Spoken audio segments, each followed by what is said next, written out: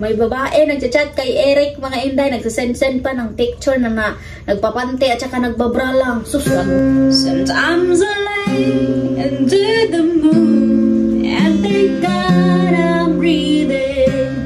Then I pray don't take me soon, 'cause I am here for a reason. Sometimes my tears I drown, but I never let it get me down. So when the negativity's around, and know someday it all turn around. Hello mga auntie, mga uncle, mga inday, magandang gabi, magandang araw, magandang mudto kung saan man kayo nanonood mga day. So pasensyaan niyo yung background ko mga day, kasi puro yan mga damit ko, puro yan mga habol, bedsheet, punda, damit ko mga inday. Diyan ko na lang nilagay kasi palaging umuulan dito sa amin day, palaging umuulan, tapos ang lalakas pa, lakas hangin, bagyo man siguro ito, low pressure man siguro ito mga day. Naglaba ako kahapon, sobrang dami. 2 weeks akong hindi nakapagpanglaba mga inday. Ay, nag-washing na lang ako. Hindi ako ano nang maayos ba. Nag-washing na lang ako para madali sa oras mga day. So dito ko na lang nilagay kasi para pag mauga, diretso na og pilo. So nagkanta-kanta na lang ako mga inday kasi hindi ako makatulog. Kasi buong gabi wala akong tulog, buong gabi at buong araw wala akong tulog. Kasi kagabi mga inday na namana naman ako. Namana na po sa akong mga igsoon ako igsoon mga inday. So nakarating kami doon ng alas 7 ng gabi, dumiretso kami namana, tapos nakauwi kami mga alas 4 sa aga mga inday. So yung nakuha ko kagabi is balo at saka kulambutan at saka yung mga isda. So kagabi mga inday is hindi gaano maraming isda, pero nakaswerte pa kami ng kulambutan at saka balo kagabi mga inday. Ako yung nakapana. Pero hindi sumasaka yung mga isda kagabi. So siguro malalim na yung nilanguyan ko kagabi mga inday, nasa 10 meters na ata yun. Hindi na ako sumisid pa ng more than 10 meters mga inday kasi yung kapatid ko hindi pa masyadong makasisid ng malalim ba. So hindi ko siya pwedeng iwan kasi for safety ako yung body niya mga inday. But anyway, nandito ako ngayon mga day, nagbabalik. Kasi chika-chika ako sa inyo ba, kay may nag-comment sa inyo, uy, madami sa inyo nag-comment ba na nag-welcome back sa akin kasi matagal akong nawala sa YouTube mga inday do. Matagal ako hindi nakapag-vlog kasi inatake na naman ng si Buryat, inatake ng anxiety at saka stress mga inday. But nagpapasalamat rin ako kasi andyan pa rin kayo na nagko-comment. Binabasa ko yung mga comment yung mga inday. Tapos hindi ko na i-mention kung sino yung nagsabi doon mga inday. Huwag ka na lang mag-vlog. Ang gano'n. Bakit ako hindi magba-vlog? Diyan naman tayo nagsimula, diba? Nagsimula tayo sa maliit na video mga inday. Hanggang ngayon. Ako talaga para sa akin sarili, okay lang naman yun. Kahit na hindi man ako nag-after ng maraming subscribers mga inday. Ang gusto ko, makapag-share ako sa life experience, tapos sa mga comment niyo mga inday, makapag-share din kayo sa akin. Pero hindi talaga ako nag-aim na dumadami yung subscribers ko kasi may nagsasabi sa akin na kaya ka hindi nag-grow yung subscribers mo dahil batik kay katanaw nga na OA ka. Okay lang yun, pag hindi kayo nagustuhan sa video ko mga inday, mag-skip na lang kayo, ganun. Kaya kung hindi nyo gusto yung buhay na sinishare ko, skip nyo lang mga inday. Ito mga bitter dyan ba? Ngayon, previous na videos na in-upload ko, tawahay akong naong adto dagay, akong nagway kay presko mga inday ba? Kasi, syempre, maging presko tayo mga inday kasi matagal tayo hindi nakapag-upload. So, yung background ko is yung TV. Yung TV ko is fire. Hindi ako nag-choose ng fire na background na yun mga inday. Yung kapatid ko, yung bunso kong kapatid, yung babae, sabi niya, Ate Heart, subukan mo Ate Heart yung yung fire. Siya naglagay nun mga inday, hindi ako, pero marami sa inyo ang hindi nagustuhan kasi evil daw. So, thank you kasi nag-suggest kayo. So, susunod mga inday, mag-background ulit tayo ng waterfall, yung nature, ganon. Maganda naman yung suggestion yung mga inday. Tapos may nagsabi sa akin na wag daw ako masyadong mag-excite kasi yung previous na video na in-upload ko mga inday, yung LDR kami ni Eric ba, magsabi sa akin na sus, excited ra kayo kada. Oy, sobrang excited mo. Hindi pa nga natapos yung paperwork mo, yung visa mo, tapos ganyan ka naka-excited. Baka daw mabali mga Inday, baka daw ano yung sitwasyon na hindi ako matanggap sa immigration, or hindi, yung visa ko ma-decline daw kasi si Donald Trump sobrang stricto na. Excited daw ako, sobrang excited. Alam niyo mga, hindi man ako sobrang excited magkadto ng Amerika, oy. Sa mga nakikita ko sa mga tao nga andyan sa Amerika na namuyo na, sus, di man kayo ko excited mga Inday. Mas piliin pa man ako nga diri ko sa Pilipinas manimuyo. Pero, syempre, para sa relasyon, ipaglaban. But anyway mga Inday, hindi talaga ako excited. Yung sinishare ko ba, yung gusto ko, i-ready ko lang yung sarili ko na maubot talaga ang time na ma-homesick ako, kagaya ninyo, na andyan kayo sa malayo. Siguro lahat tayo naman naka-experience kasi no place like home. Dito lang sa Pilipinas ba. Nag-usap din kami ni Eric dyan mga Inday.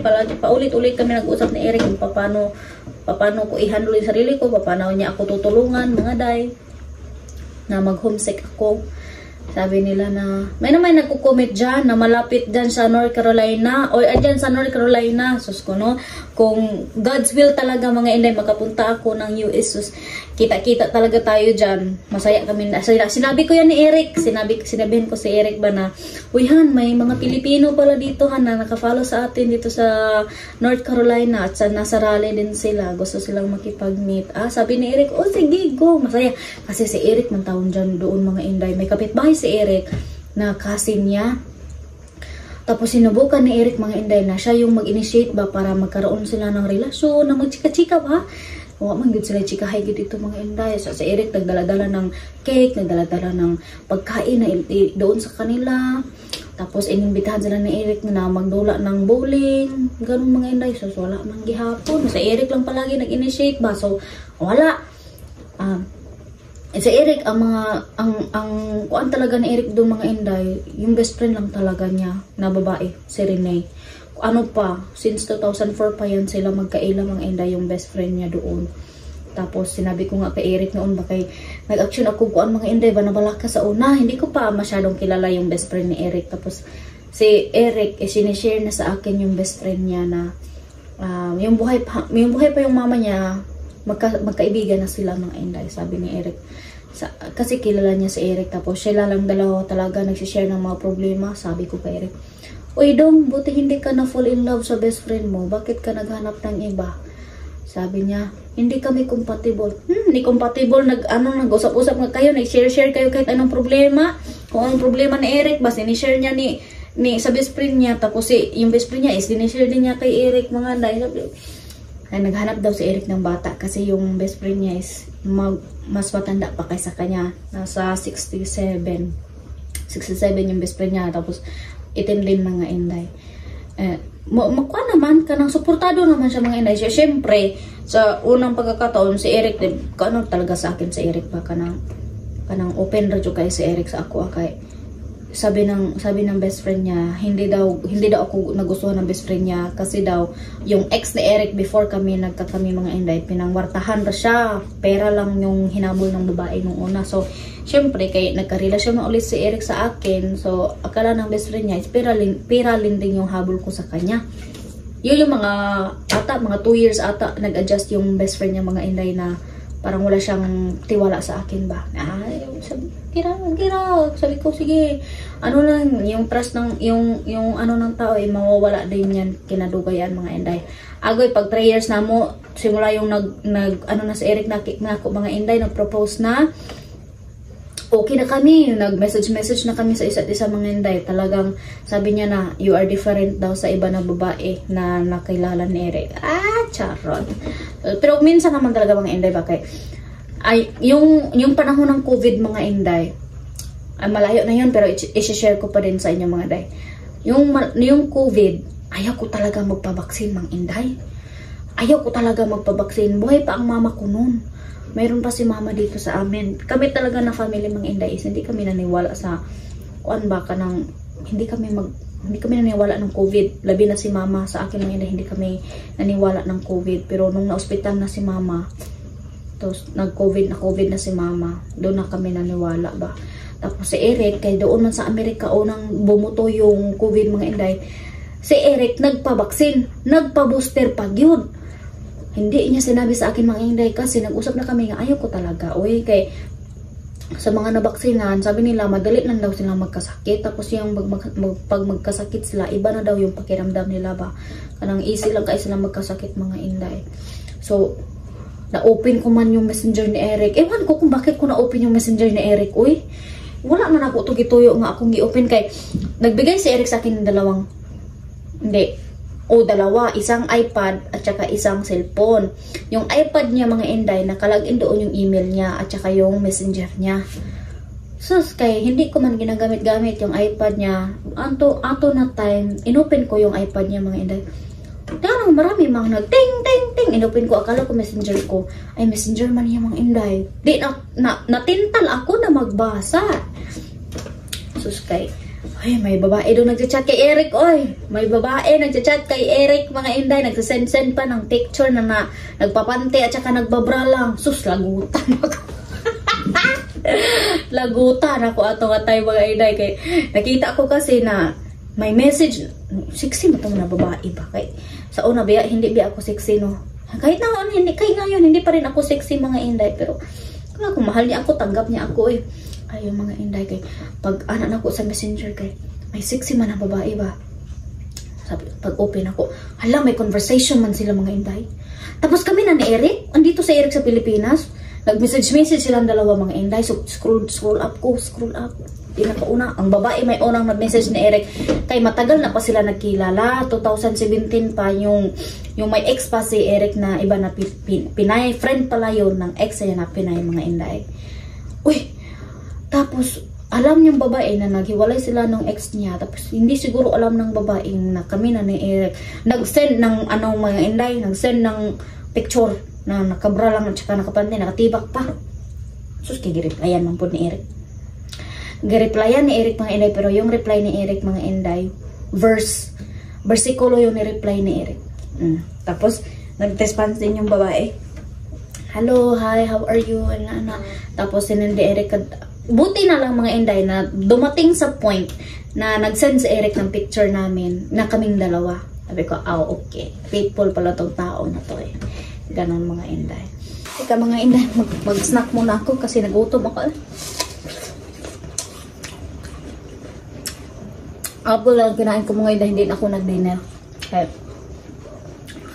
minsan masarap yung ulam na parami yung kain ko mga inday. Kaya, para iwas tintal. Apple lang. Matamis naman yung apple. Ha. Ayun.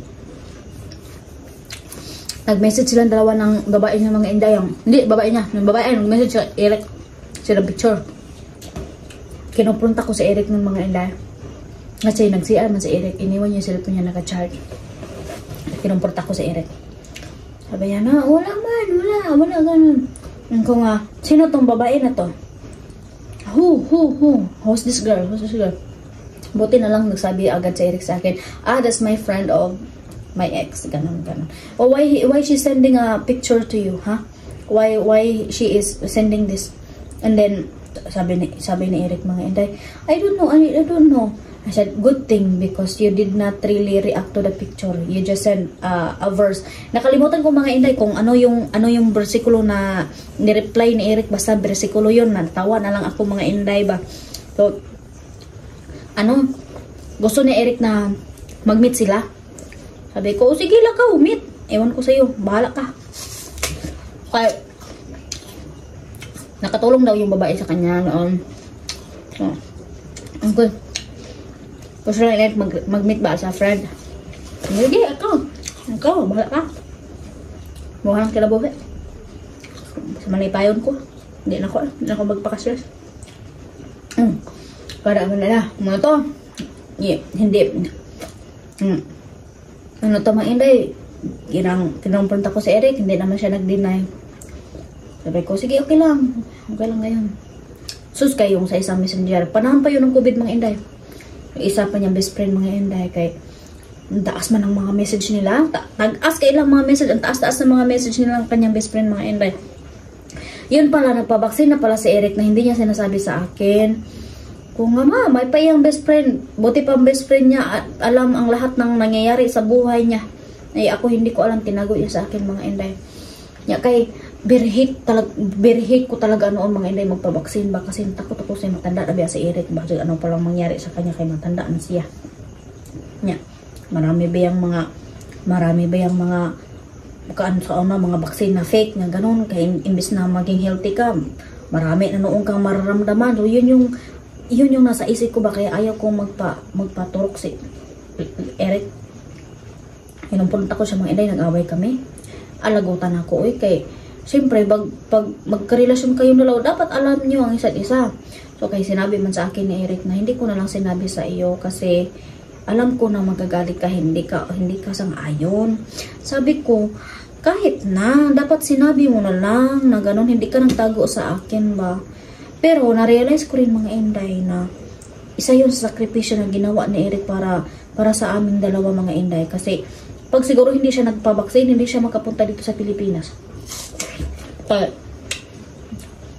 Require man yun.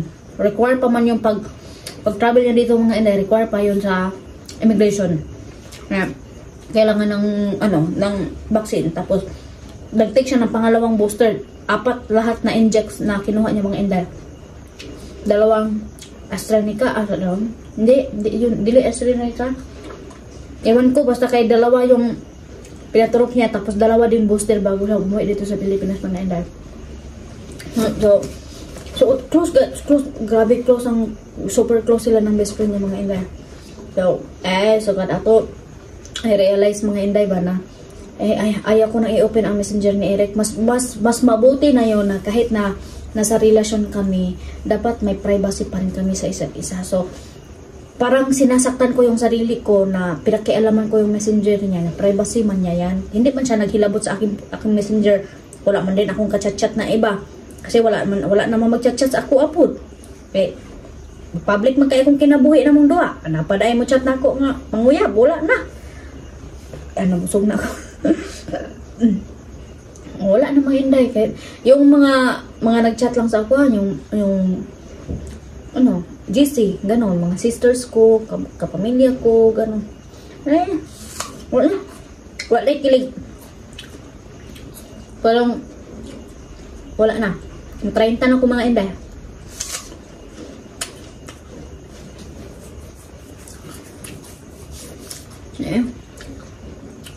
Nauwi kami kanina umaga galing sa dagat mga inday, hindi pa ako nakapagligo. Makati pa yung balat ko. Sana oras sa harong. Alas 6 na. Manggapat lang ako mamaya mga inday. Tapos hindi ko na ito babasain yung buhok ko kasi tinan yung buhok ko. Ito yung original na buhok ko mga day. Baka nakakalimutan mo. Marami sa iyo nagsasabi na ang ganda ng buhok mo, sobrang taas. Mataas yung buhok ko.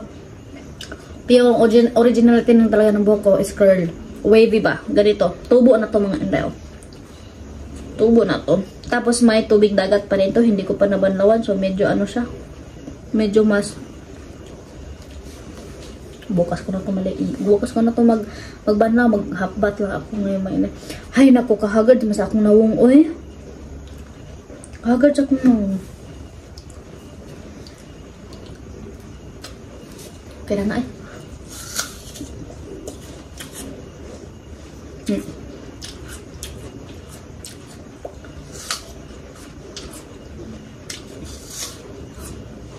Masarap yung apple Hindi ako makapagsalita ng straight baka masarap yung apple, tamis kayo. Nga ibang kasi apple parang foam kainin.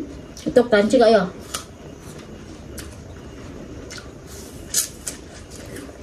Crunchy kayo siya.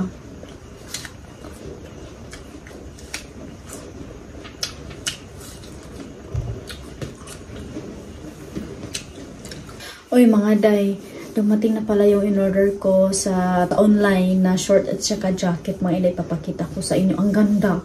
Mura lang siya mga inday. Tapos yung quality, ang ganda. Teka, pang workout ko mga inday ba? Tapos pang walking at saka pang jogging. Suot ko muna. Ito yung kakarating lang mga inday. Pang workout ko. Tapos yung shorts, ang ganda mga inday. Kasi nakakatulong talaga siya na ma-form talaga yung butt ko. Kasi mga inday, first is, yung workout is for glutes.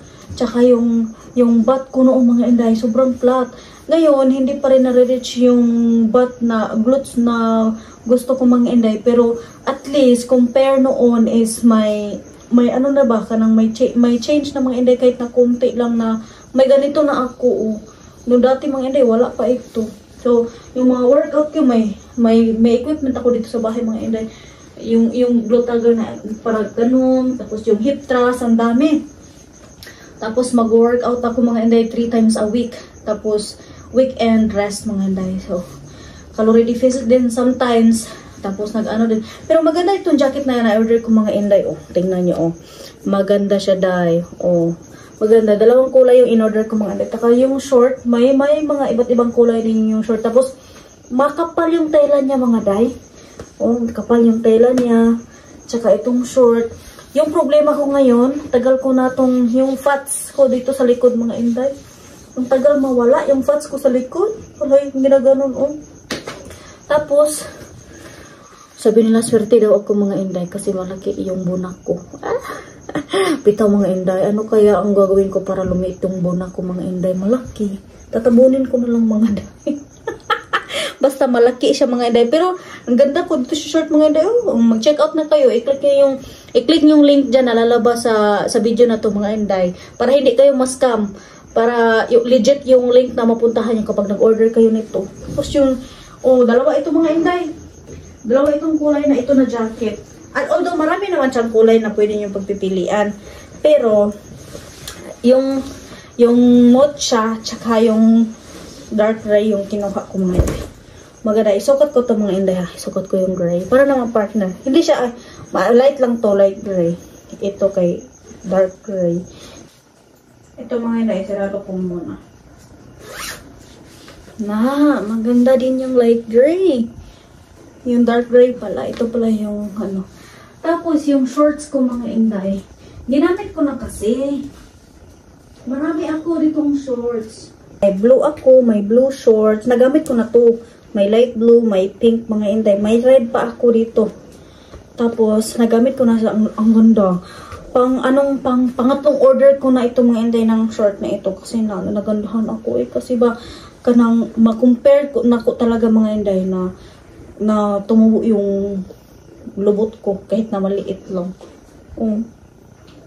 Maliit lang mga inday pero okay na at least hindi na tayo sa cute ba. Kasi pag dito sa probinsya naman mga inday, abi kayo na ay apam. Pag andito yung apam, nasapit tag lubot. Lumiit na yung lubot kasi palaging ana-ana. Wala nang kaming ana-ana. Oy, pero mga inday, mag-order kayo nito. Maganda. Mabaga yung tela niya mga inday. Tapos yung jacket, maganda rin yung jacket. Maganda siya pang jogging, pang walking. Tapos pag malamig yung panahon, maganda din siya mga inday. Tapos fit pa. Itong in-order ko sa katawan ko, itong mga inday, ito ay medium. Ay, malaki talaga yung bundo ni Buriat. Sige na, babay na inday kay mag-ano pa ako, magnibin pa ako mga day. Bye-bye.